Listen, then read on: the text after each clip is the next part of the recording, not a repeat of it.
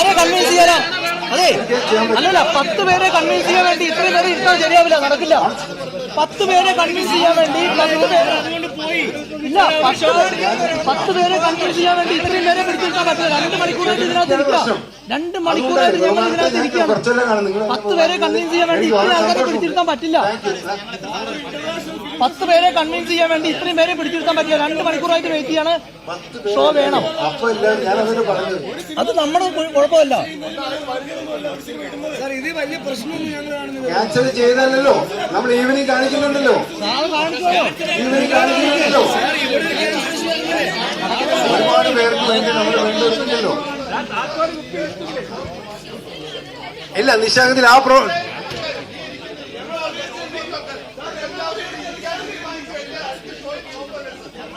അതുകൊണ്ടാണ് ഞാൻ പറയുന്നത് ഇപ്പോഴെങ്കിലും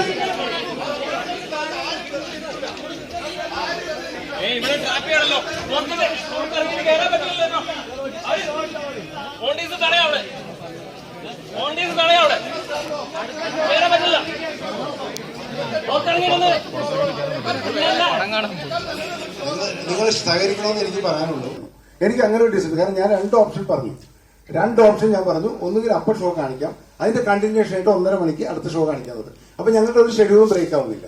പക്ഷെ അപ്പൊ നിങ്ങളുടെ സ്വരം ഇത്ര ഉയരത്തിലുണ്ടായിരുന്നില്ല. ശരിയാണ്, അത് തെറ്റാണോ? അത് തെറ്റാണോ? അത് പ്രശ്നം അതിവിടെ കലാപം ഉണ്ടാവുന്നതെന്ന് ചോദിച്ചിട്ടാണ്. അടിയായിരുന്നു.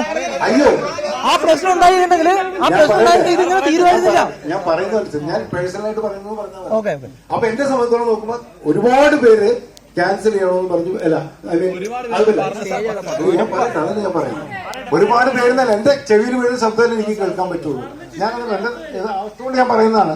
അപ്പൊ അത് പറ്റില്ല എന്ന് ഒരുപാട് പേര് പറയുമ്പോൾ ഞങ്ങൾക്ക് പിന്നെ ഒരു ഓപ്ഷൻ നിശാഗന്ധിയിൽ കാണിക്കൽ മാത്രമേ ഉള്ളൂ. അതാണ് ഞാൻ പറയുന്നത്. ഞങ്ങൾക്കൊരു ഓപ്ഷൻ അതേ ഉള്ളൂ. കാരണം അത് പറ്റില്ല എന്ന് പറഞ്ഞാൽ 2 ഓപ്ഷൻ ഞാൻ പറഞ്ഞു.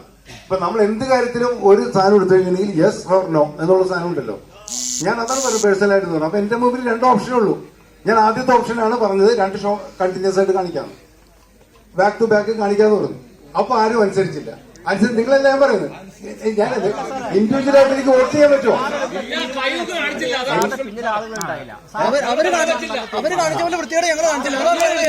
അല്ല, ഞാൻ പറഞ്ഞു കഴിയട്ടെ. അപ്പൊ എനിക്ക്